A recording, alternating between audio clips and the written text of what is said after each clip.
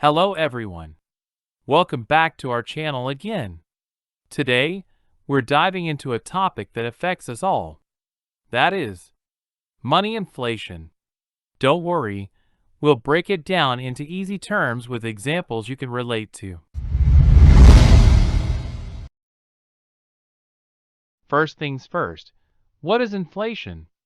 In simple terms, it's the increase in the general price level of goods and services over time. Imagine your favorite chocolate bar costing more today than it did a few years ago. That's inflation at work. Let's break it down with an example. Suppose you had $100 last year, and the inflation rate is 3%. That means this year, your $100 is worth only $97 in terms of purchasing power. Prices have gone up, and your money doesn't go as far.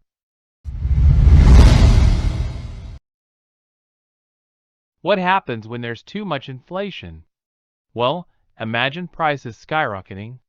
Goods and services become more expensive, and your savings lose value quickly. It can lead to economic instability, erode purchasing power. Too much inflation diminishes the purchasing power of money. As prices soar, the value of currency decreases, and consumers find their money can buy fewer goods and services. There are various factors, but one key player is the demand and supply of money.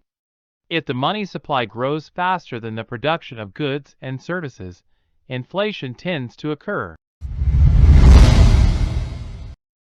How do we calculate the inflation rate?